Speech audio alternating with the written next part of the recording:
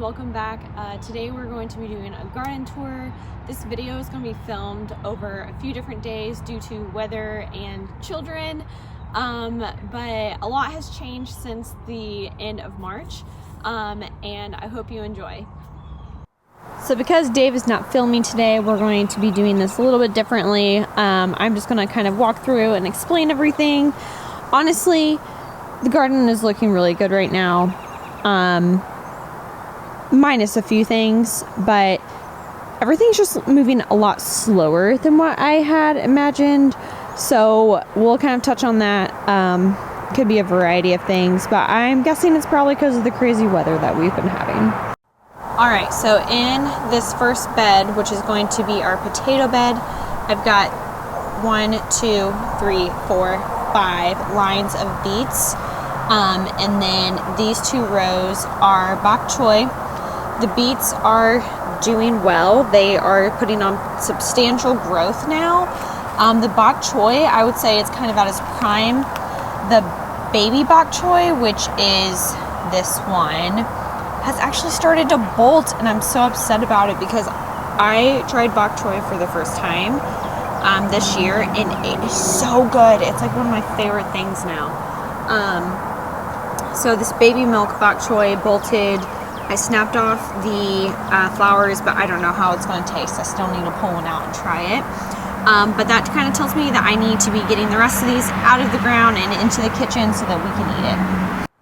Next up is a bunch of lettuce. So we've got some purple Merlot lettuce, 2 types of mustard greens, which I'm surprised have not bolted yet because mustard is typically a cool weather crop. But all of it's kind of almost eatable. It's not eatable yet. Our seed potatoes are in our basement right now, and I'm just waiting another 2 weeks in hopes that some of this will be ready to harvest so that I don't have to pull out everything because it's so beautiful and it looks so yummy. It's just too small. This large area of the bed is radishes, French breakfast, and purple plum. And some of these in the middle are like way bigger than all the other ones. I'm guessing it's because when I put the row covers on, we had 2 really hard freezes, like in the 20s. And I put row covers over everything. Those freezes were kind of at the end of April, so right around our last frost date. But the ones that were in the middle, I think they had a little bit more heat. They're a little bit away from the sides more, so they're a little bit bigger. This bed, I have no idea what is going on. All of this is Bok Choy. The bigger things are Bok Choy, and lettuce is in between. Everything is so slow, and it's like everything sprouted and it has either started to bolt or it's just not growing that much anymore. So I don't know. I'm not sure what's going on. I will say, this is the only bed that we put only compost in, minus a very, very thin layer of topsoil, like a compost topsoil mix. And it's probably done the worst out of all the beds. So that's something to know. I think the compost was too hot still when we planted things. But hopefully by the end of the year, it'll be good for fall crops. All right, this next bed is full of, not tomatoes, they're just sitting there, but of cauliflower, spinach, and broccoli at the very end. I've got some carrots running down the middle.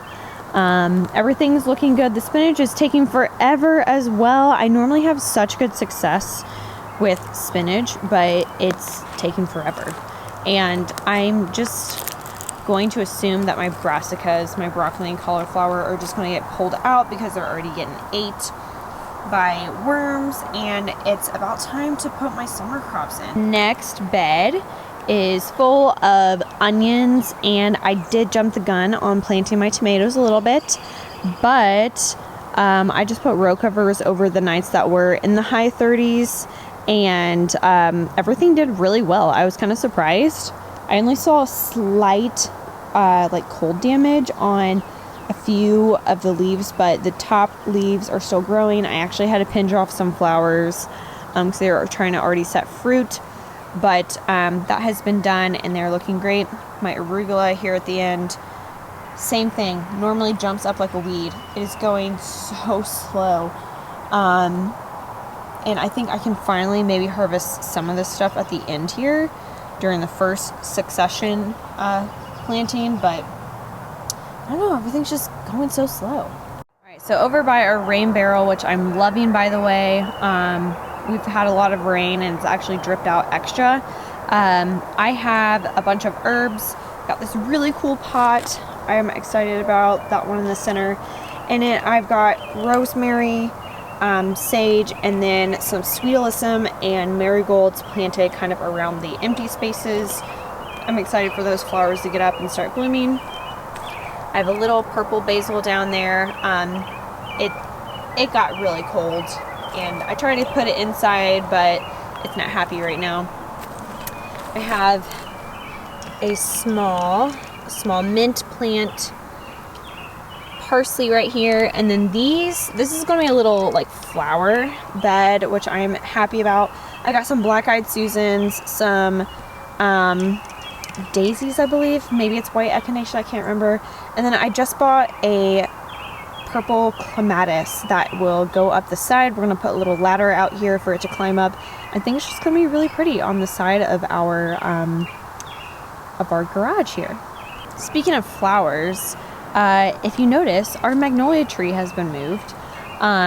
It would eventually shade out this area, so I wanted to move it, and we have put one so far miniature butterfly bush, which will attract pollinators like crazy.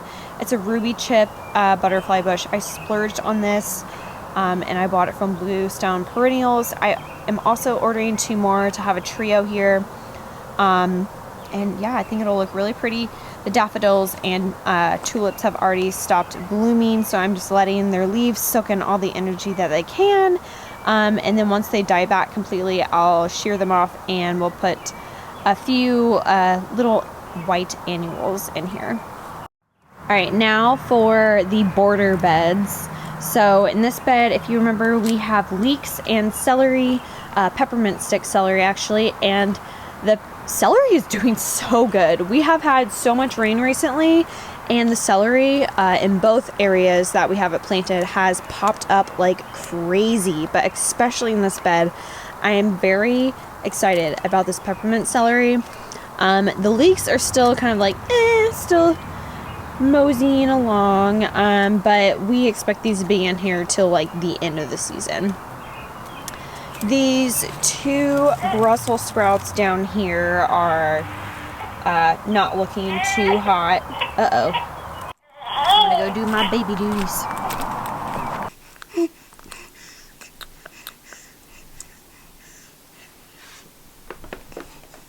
Alright, back to the tour. We're quickly losing light, so I'm gonna try to make the rest of this quick and then pick up on flowers tomorrow morning.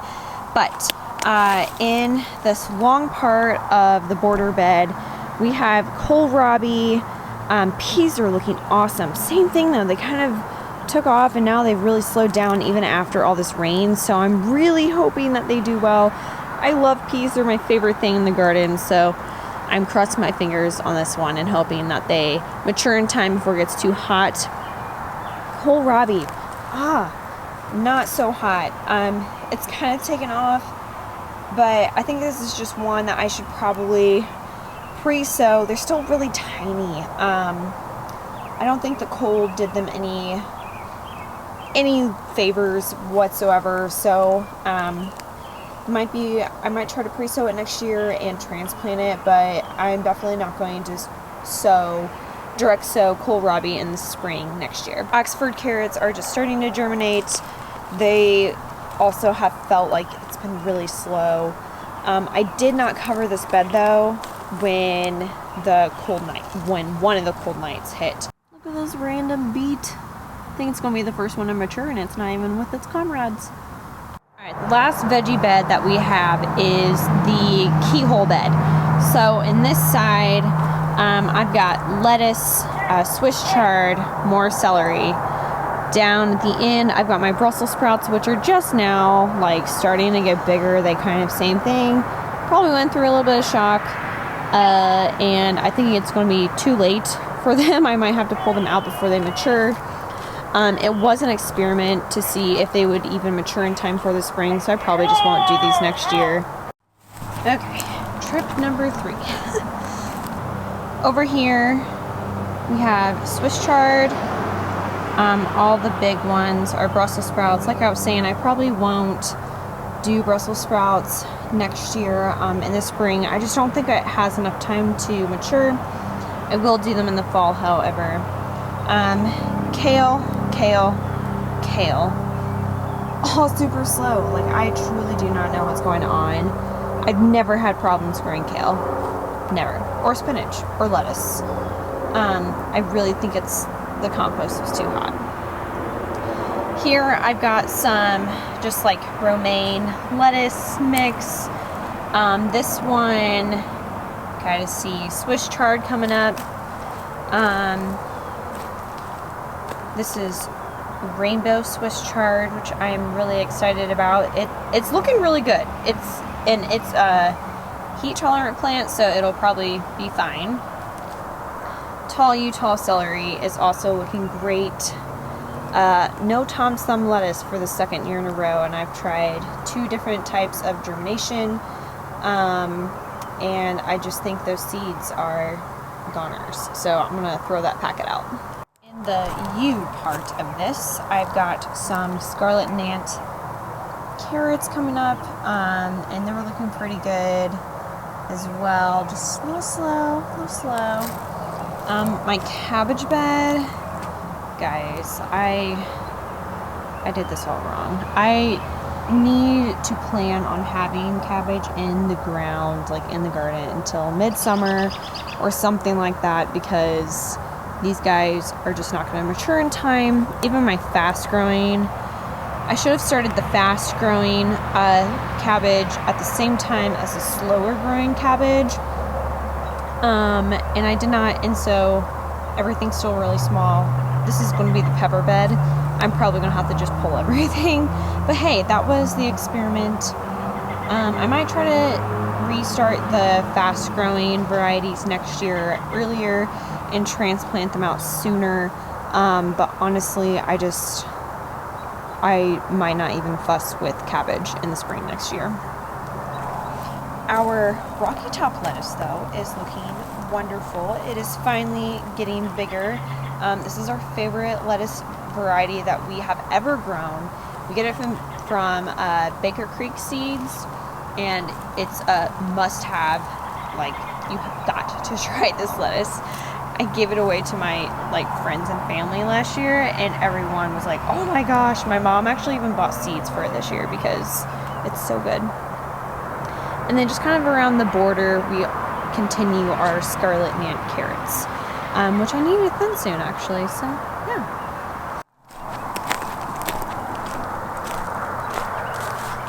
All right, and then I just want to kind of give an update on our raspberries. So this is the 3rd year that we have transplanted raspberries back here. The smaller ones we transplanted last fall, and they survived the winter. The 2 years prior, we transplanted them in the fall, and they just did not do well. They didn't survive the winter.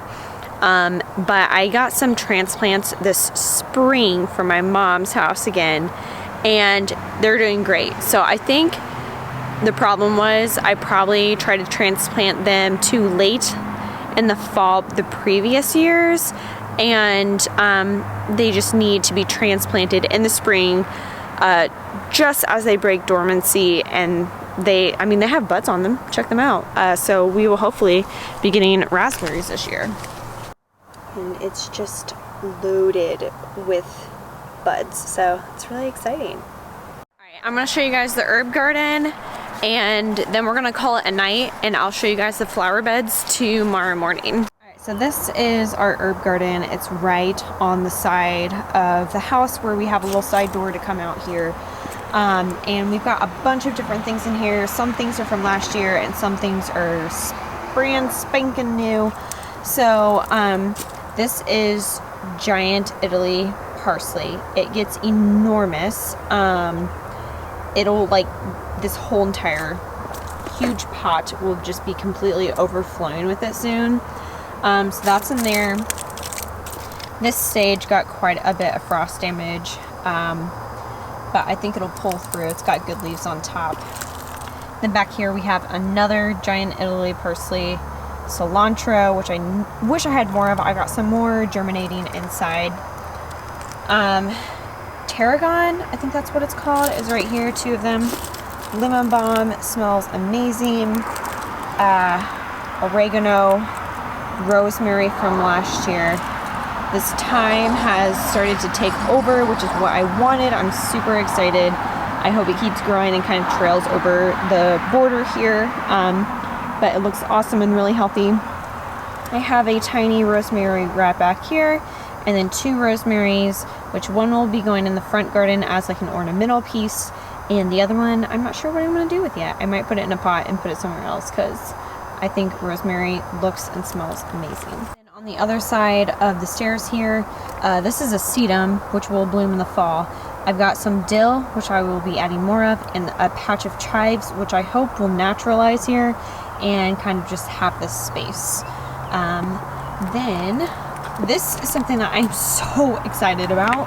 I almost put in a giant patch of strawberries this year, but decided it was not in my budget, and my neighbor had some extra, and he was so kind and gave me his extra strawberries.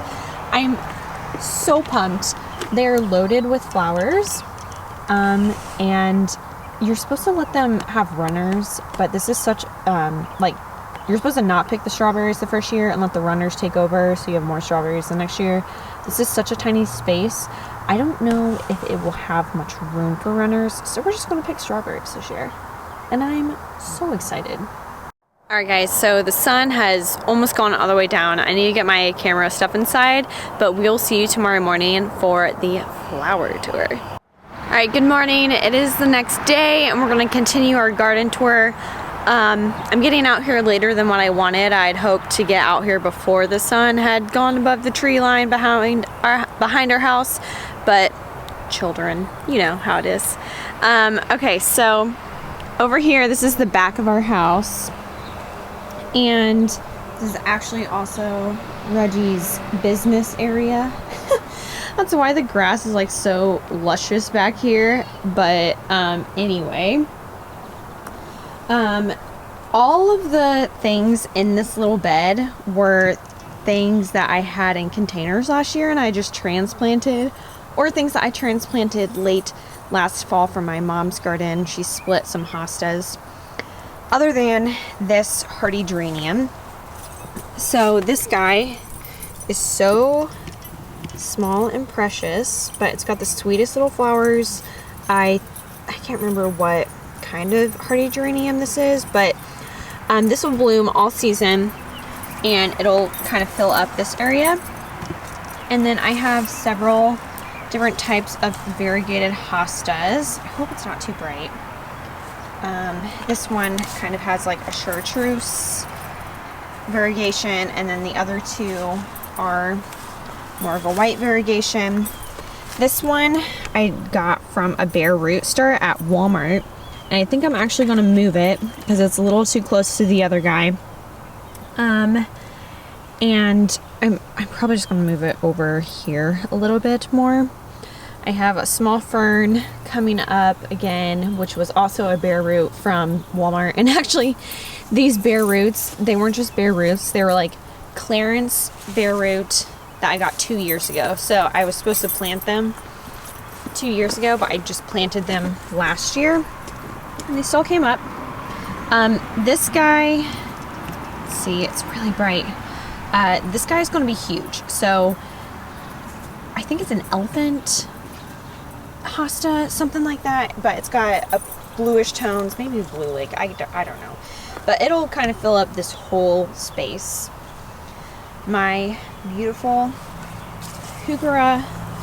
I love heuchera. They're so pretty. And they provide such great color variation. And coming along this side, we have another one of those giant blue hostas coming up. Another variegated hosta.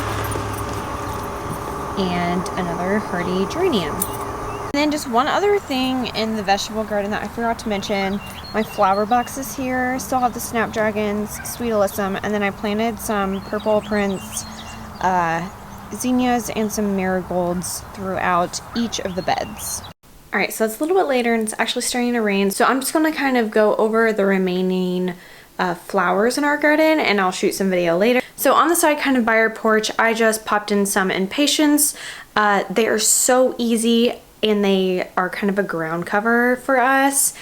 They are annuals, so they will die at the end of the season, but it's nice having some color now in the garden because the rest of the garden is kind of in a lull, at least the flower side.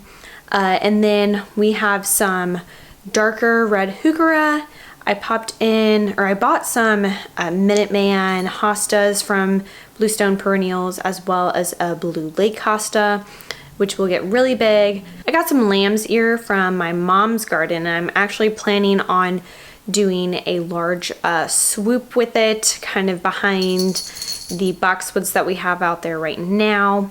And then I also have another type of lamb's ear that I actually grew myself and I popped those in. So I hope those will naturalize there and kind of just take over that empty space.